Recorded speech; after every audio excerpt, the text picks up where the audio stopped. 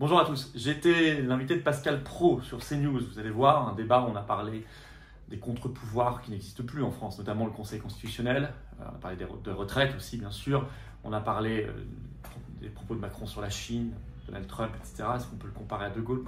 On a parlé du Covid aussi, propos du professeur Raoult, des manifestations. Bref, c'est intéressant. Et j'avais face à moi, quand même, il faut le dire, de purs représentants de la pensée unique.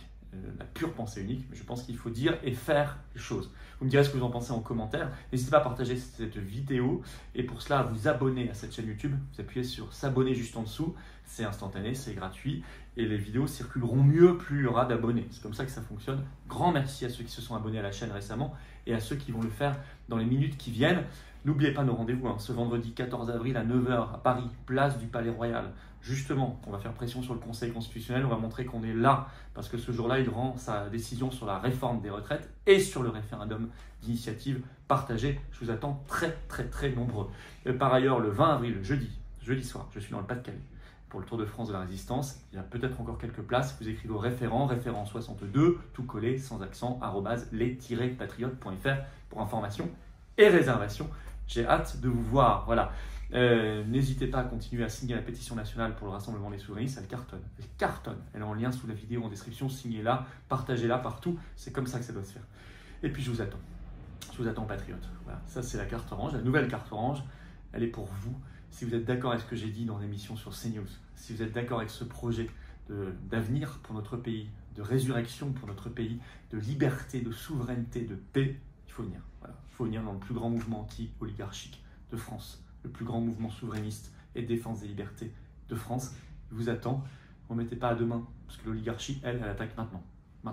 Alors vous pouvez adhérer ou reprendre votre adhésion annuelle si elle n'est plus à jour. C'est le même lien, c'est le premier sous la vidéo en description. C'est un lien également en commentaire épinglé, une petite fiche maintenant sur l'écran ou en fin de vidéo en cliquant sur l'écran, vous choisissez. Le deuxième lien sous la vidéo en description sera pour faire un don de soutien aux patriotes qui nous permet de financer nos actions parce qu'on n'a pas reçu un seul centime d'aide publique jusqu'ici, ni d'aide des banques bien sûr. Or on fait, ça coûte une fortune. Les dons supérieurs à 500 €, je vous le rappelle, vous donnent un avantage spécifique. Tout ça, c'est expliqué sur le site des Patriotes. Dans tous les cas, tout ça est défiscalisé aux 2 tiers pour vous. Tout. Voilà. Profitez-en. Bravo aux donateurs, aux réadhérents. Bienvenue aux nouveaux adhérents Patriotes. Faites-le maintenant ou en fin de vidéo, mais je ne vous le rappellerai plus. Et en tout cas, bonne émission et vive la France. Bien tout dire aux téléspectateurs, Florian Philippot est avec nous, il est président des Patriotes. En France, j'ai le droit de vous recevoir une fois par trimestre. Ah oui. Vous n'avez pas le droit de parler plus d'une demi-heure. C'est ce que vous m'aviez dit la dernière fois. Mais c'est vrai, c'est le temps de parole. Donc, comme vous êtes un élu, vous pouvez venir sur notre plateau. Moi, on pourrait... Alors, en revanche, je pourrais vous inviter avec d'autres gens. S'il y avait un débat politique, ça serait différent.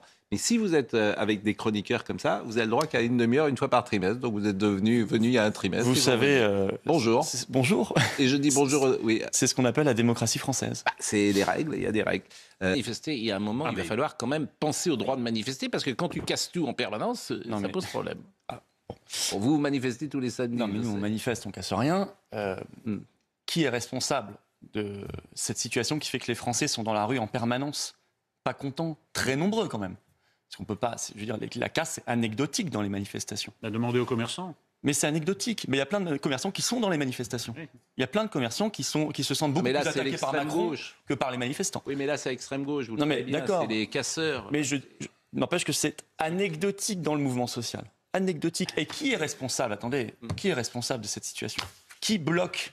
Qui n'écoute pas les Français? Qui les méprise? Qui ne fait jamais de référendum? Croyez pas qu'un référendum sur la réforme des retraites saurait débloquer la situation, saurait apaiser la situation. Nous l'avons dit.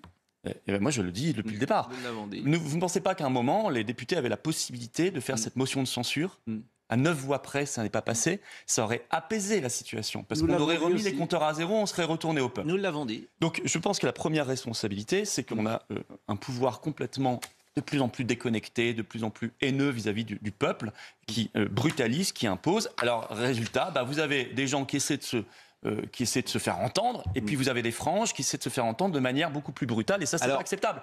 Mais je veux dire, la première des responsabilités, c'est celle du pouvoir. Que ça cogne sur les vitrines, c'est affolant, quoi.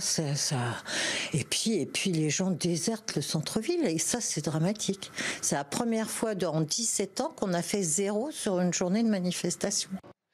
Et M. Philippot arrive et dit mais tout ça est anecdotique. Voilà, c'est ça. Vous n'avez pas le droit de dire c'est anecdotique. Franchement, vous prenez comme d'habitude le problème par le petit bout de la Non, mais c'est pas anecdotique. Elles vous écoutent. Elles utilisent des mots très forts, l'angoisse, etc. Et vous arrivez. Tout ça est anecdotique. C'est la faute du gouvernement. Je dis à madame, arrêtez de voter Macron. Mais non, mais je dis à madame, arrêtez de voter Macron. Essayez d'écouter tous les Français. Ne parlez pas à une frange des Français. Essayez de vous adresser à tous les Français. Essayez de vous adresser à ces deux femmes. Oui, est-ce qu'elles sont moins dignes que d'autres d'être écoutées? Je leur donne un bon conseil, le seul qui vaille, parce qu'elles peuvent parler, elles peuvent s'indigner, ça ne changera rien du tout. Le seul qui vaille, c'est qu'il faut arrêter d'avoir un pouvoir qui nous agresse, qui n'écoute pas les Français, qui va contre ce que veulent quand même 94% des actifs qui sont contre cette réforme des retraites. 94% des actifs, donc je peux vous dire une bonne part de commerçants qui sont contre la réforme des retraites. Donc vous ne pouvez pas dire on va juste écouter madame et lui dire qu'on est d'accord avec elle, ça c'est de la démagogie. Il faut trouver des solutions politiques. Écoutez, c'est la démagogie. Florian Philippot, répondre à ces préoccupations, je pense que c'est beaucoup plus efficace et intelligent. Florian Philippot, cette ville de Rennes, quand même... Rennes est un cas, il faut le dire, particulier aussi. Vous avez raison, Rennes est un cas particulier comme Nantes. Vous avez deux maires qui sont engagés à gauche, voire à l'extrême gauche, dans des alliances avec l'extrême gauche. Et je l'ai dit plusieurs fois, Madame Appéré était à une réunion l'été dernier, c'était la police tue. Bon, il ne faut pas s'étonner après que lorsqu'on participe à ce genre de réunion, qu'on est au premier rang de cela, parce qu'elle ne devrait pas y aller, il ne faut pas s'étonner après que... Personne ne soutient la casse. Je suis le premier à condamner la casse. Il ne faut pas s'étonner qu'on... Mais je ne veux pas les amalgamer avec tous les manifestants. Je termine. Le Conseil constitutionnel, c'est demain. Alors, c'est vendredi. C'est vendredi. C'est les sages de la République. Des gens, paraît-il, on nous les présente comme très forts en droit. Ils vont faire une analyse de droit. Alors, j'ai regardé leur profil. Par exemple, je l'ai dit hier soir déjà. Jacqueline Gouraud, elle a été nommée par le président de la République. Elle est licenciée d'histoire géo. Bon. Je veux bien que ce soit une référence, c'est pas Maurice Duverger. Je veux bien que ce soit une référence en matière de droit consti. Mais bon, et c'est elle qui va juger ça. La vérité, non. La vérité, c'est qu'elle va voter. Comment ? Il y a toute une équipe derrière. Ah oui. C'est pas que les 9 sages. La vérité, c'est qu'elle va voter comme Emmanuel Macron veut qu'elle vote. Non, mais écoutez, non. D'abord, ils ne prennent pas la décision tout seuls. Ils sont entourés de hauts fonctionnaires. Le Conseil constitutionnel, c'est pas 9 personnes qui se réunissent. Alors, ça sert à quoi ? Alors, c'est les petits hommes gris qui prennent la décision. Mais non, c'est une décision informée. Cette attaque contre les institutions de la République est finalement un peu... Vous ne pouvez pas attaquer constamment toutes les institutions. Il y a des cours supérieurs dans tous les pays démocratiques. Oui. C'est utile. Je dis qu'elle fait de la politique. Non, mais oui, mais vous dites qu'elle ils ont souvent censuré des lois contre leurs amis politiques. Mais non, mais c'est pas ça. Mais tant mieux. Vous dites qu'elle va voter comme Emmanuel Macron veut. Excusez-moi, c'est des propos séditieux, je regrette. C'est séditieux. Vous dites, en fait, ils vont pas dire le droit, ils vont dire ce que le président de la République va leur dire. D'abord, d'où vous le tenez ? Je le devine. Ah oui, non, vous le supposez. Bien sûr. Supposez. On le suppose. Oui, mais excusez-moi, mais on a un petit peu d'expérience, de recul. Pour le Covid, pendant tout le Covid, le Conseil d'État, le Conseil constitutionnel n'ont rien censuré. Alors qu'ils sont normalement les gardiens des libertés. Le Conseil constitutionnel, y compris, a validé des lois, la loi qui a instauré le pass sanitaire. Ils ont estimé que c'était un état d'urgence. Non, alors c'est M. Fabius, rappelons quand même. Il y a Mme Gouraud, il y a M. Juppé, il y a M. Fabius à la tête. Il y a un vrai problème. Dans le mode de nomination de cette instance, il y a un énorme problème. Si vous voulez... Oui, mais excusez-moi, quand on nomme des juges apolitiques, on dit c'est le gouvernement des juges, c'est honteux, etc. Quand on nomme des politiques, on dit mais c'est des politiques. Non mais là c'est honteux. On n'y arrivera pas. Ils jugent de nos lois. Nous avons une réforme des retraites, si on vient sur cette affaire, qui a été décidée dans le cadre d'une loi de financement de la sécurité sociale. Je veux dire, normalement, n'importe quel constitutionnaliste, il y en a plein qui se sont exprimés récemment dans la presse, vous disent ça n'est pas constitutionnel. Ça ne peut pas être. Il y a un débat. Chez les constitutionnalistes, honnêtement, il y a débat. Parfois, il y a débat. Là, honnêtement, il y a peu de débat. Tout le monde vous dit le 47.1 a été utilisé mal à propos. On ne fait pas une loi aussi importante dans le cadre d'une loi de financement de la sécurité sociale. Donc, vous ne pouvez pas, je finis juste là. Oui, mais c'est long.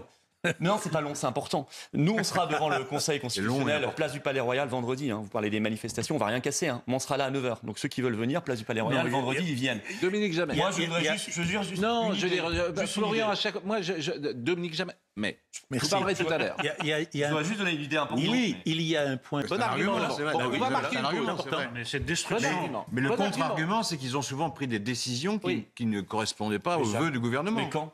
Oui, ça par exemple, François Hollande sur les 75%. Oui, d'accord. Un exemple en 15 ans. Non, mais globalement, sur le Covid, Covid, le Covid, c'est parce que vous étiez covido-sceptique. Alors évidemment, toute décision de protection était... Non, mais ça veut dire covido-sceptique. Ça veut dire que vous pensez que ce n'est pas vraiment une maladie et que... Non, on pensait que les mesures en face étaient complètement stupides et on avait raison de le dire. Et à l'époque, quand je vous disais c'est gravissime ce qui se passe ici. Cette destruction de la légalité jusqu'au Conseil constitutionnel, je trouve ça terrible. Tout est jeté bas, quoi. L'Assemblée nationale, ça compte plus. Le 49.3 qui est constitutionnel, ça compte plus. Et maintenant, le Conseil constitutionnel, de toute façon, quelle que soit la décision, ça n'aura pas d'importance. Je ne dis la pas légalité. Ça. Mais pourquoi on ne mettrait pas des Français tirés au sort? Les anciens magistrats dans le... Oh là là. Si, qui changeraient à chaque loi. Non, là, vous savez pourquoi? Les Français tirés au sort. Eh ben, il va y avoir un peu de compétence. Moi, je veux des juristes. Excusez-moi, il y a des juristes derrière, il y a des constitutionnalistes qui bossent, vous l'avez dit vous-même, au Conseil constitutionnel. Des Français tirés au sort à chaque loi qui changerait, il n'y aurait pas de copinage, pas de conflit d'intérêt, pas de... Quand ils sont tirés au sort sur la Convention citoyenne, on critique. J'ai demandé à quelqu'un, je vais voir si j'ai demandé à une personne qui est sur l'intelligence artificielle, je vais voir si on aura la réponse demain.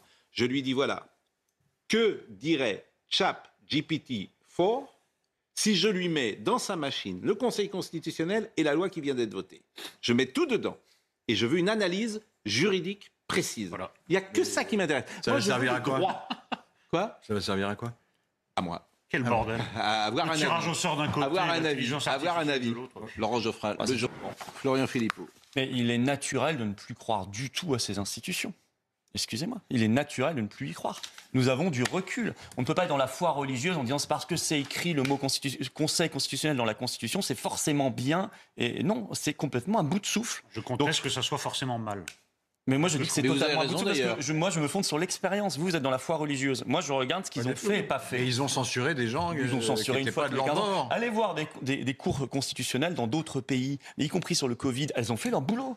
Elles ont fait leur boulot. Elles n'ont pas laissé passer des horreurs comme le pass sanitaire, le pass vaccinal, des restrictions de liberté, des confinements. Mais en matière l'extrémisme, monsieur, c'est le pass vaccinal. L'extrémisme, c'est d'avoir empêché des gamins, de les avoir forcés à s'injecter pour aller faire du sport. L'extrémisme sont incompatibles. Vous êtes incompatible avec la Constitution et même avec l'ordre légal. Merci de montrer que vous n'avez aucun argument, monsieur Mais non, Éric, vous êtes contre l'ordre légal. Éric. Oui, je suis contre le Conseil constitutionnel tel qu'il est aujourd'hui. Éric Nolot, avoir empêché les gosses de faire du sport est une honte nationale. Je ne peux pas vous dire autre chose. Avoir empêché de faire du sport. Vous m'avez dit à moi, vous m'avez dit, et vous m'avez même tweeté que sur la Suède, j'emmenais les gens vers la catastrophe. Oui, c'est vrai. Qui aujourd'hui a le moins de surmortalité en Europe? Vous avez vu l'étude? On va pas recommencer. La Suède. Mais si on va recommencer, parce qu'il faut avoir un principe de responsabilité de ce qu'on dit, monsieur Nolot, dans la vie. Oui, mais soyez responsable de responsabilité. Vous avez forcé des gamins à s'injecter, vous en paierez les conséquences. Lorsque ce débat a pris fin au Par Parlement, vos propos, oui. Après une longue bataille. Plus qu'à Pfizer. Comme vous étiez là et que c'est un de vos thèmes forts, je voulais que vous écoutiez Didier Raoult et que vous me disiez ce que vous en pensez. Il nous l'a dit vendredi et Georges Fenech a eu raison d'ailleurs de souligner ce qu'il avait dit. Écoutez ce passage. En très peu de mots, quelle est votre position sur l'ARN messager dans ce vaccin et sur les conséquences, les effets secondaires plus exactement de ce vaccin? Parce que nous entendons tout et son contraire. Est-ce qu'il y a des effets secondaires particuliers à ce vaccin? Est-ce qu'il y a des études ou pas? Je sais pas, quelle conclusion on peut tirer de cette intervention, puisque lui-même dit, je ne sais pas, on n'a pas les données, etc. Enfin, et il dit que c'est extrêmement confus quand même. La conclusion, c'est normalement un principe de précaution, et c'est qu'on n'aurait jamais dû faire un pass sanitaire, un pass vaccinal. Oui, mais on ne peut pas tirer cette conclusion de ce que j'ai entendu. On a forcé notamment des jeunes à se faire vacciner, injecter, alors qu'ils ne risquaient rien du tout, eux, et au risque maintenant d'effets secondaires, voire de mort. Parce que nous sommes dans un pays, comme d'autres, où il y a beaucoup de surmortalité. Vous ne pouvez pas dire ça. Il va falloir un jour qu'on regarde... Il vient de dire lui-même qu'il n'y avait pas les études. Alors maintenant, vous dites qu'il y a eu un risque considérable avec des morts et tout. Sans les études. Sérieux. Écoutez pas moi. Moi, je ne pars pas sur un produit sans les... D'ailleurs, je ne l'ai pas fait. Mais je trouve que ceux qui ont défendu cette politique-là, et vous en faites partie, pendant des mois et des mois, devront rendre des comptes. Je vous dis simplement qu'on ne peut tirer aucune conclusion de ce que vient d'entendre, puisqu'il dit on n'a pas les données. Tous les vaccins, il y a des effets secondaires. Il est possible que... Oui, il est possible. Il a parlé d'effets secondaires graves et il a parlé de risque de l'ARN. Mais on ne connaît pas la fréquence. Si ça il a dit lui-même. Ça vous suffit pas. On ne connaît pas la fréquence. Formellement, la surmortalité que nous connaissons actuellement en France et dans les pays les plus vaccinés dans le monde, parce que c'est dans tous les pays les plus vaccinés qu'il y a une énorme surmortalité, il va falloir un moment qu'on la creuse quand même. On arrête de se cacher les yeux. Bon, la surmortalité, il faut avoir des... Vous avancez quelque chose sur un plateau dont moi je n'ai pas les éléments, la surmortalité. Mais aux États-Unis, ils font une commission. Je n'ai pas ces éléments pour approuver. On a nié pendant des mois et même des années les effets éventuellement nocifs de ce vaccin, et c'était un mensonge. Mais en revanche, il est clair. C'est un sang contaminé puissance. En revanche, il est clair, au vu du bilan, que la vaccination massive a contribué très largement à l'extinction de l'épidémie. Contenir le mal. Je ne crois pas du tout. L'histoire. Moi, je ne crois pas, absolument pas. Bah oui, mais vous êtes anti-vax. Dans les pays non vaccinés, vous avez eu beaucoup moins de morts. Alors, si on vous avait écouté, on n'aurait jamais vacciné personne. Trump, non. On aurait eu des millions de morts. Des milliards. On aurait eu des milliards. Bien sûr, Monsieur Marty disait qu'on avait des milliards d'années, on avait des milliers d'années de recul. Monsieur Marty disait ça, vos amis. Parce qu'il faut lancer Trump. Non, mais Trump, mais franchement. C'est vrai. À force de dire qu'il ne faut pas vacciner les gens, vous allez, les maladies infectieuses vont se répandre de nouveau. Voilà, c'est ça qui va se passer. On ne parle pas de tous les vaccins. Mais si, vous êtes anti-vax. Vous jetez allez, bon. Non, moi, sur celui-là. Trump, celui-là plus que les autres. Parce que c'est ARN messager. Tous les vaccins ont des effets secondaires. Les autres, vous devriez les rejeter. On a eu un peu de discipline. Trump, Macron, qui est mon ami, est avec la Chine en train, pardonnez-moi, je vais dire quelque chose qui n'est pas un peu trivial, est en train de lui lécher le cul. Ça c'est ce qu'a dit Donald Trump, c'est chic. Il a commenté cela sur une interview à la chaîne Fox News, faisant allusion aux dirigeants chinois. Macron, qui est un ami, est avec la Chine en train de lui lécher le cul. Je me suis dit, OK, la France va en Chine maintenant. Avons-nous, Emmanuel Macron avait dit, avons-nous intérêt à une accélération sur le sujet de Taïwan? Non, la pire des choses serait de penser que nous, Européens, devrions être suivistes sur ce sujet et nous adapter au rythme américain. Nous n'avons pas rentré dans l'agenda américain, ni à Taïwan, ni en Ukraine. C'est un agenda de guerre, c'est l'agenda américain.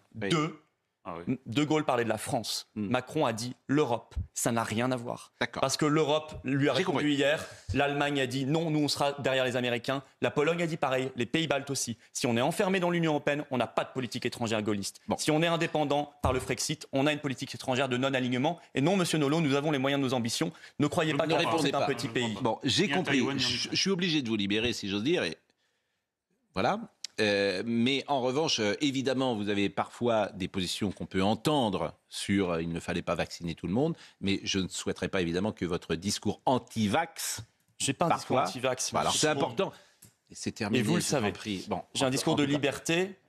Et le fait que vous soyez obligé de prendre des précautions en dit long sur la démocratie française. Je le dis parce que... Nous devrions pouvoir entendre tout le monde sans avoir à juger ensuite et de dire je suis d'accord ou pas d'accord. Mais les précautions, il a peut-être raison de prendre parce qu'il y a des pressions sur les journalistes. Je n'ai pas de pression, les pressions c'est dans les bars, comme disait l'autre, ou dans mes pneus. Mais en revanche, je pense... La ministre de la Culture n'est pas tendre avec CNews et C8, vous le savez.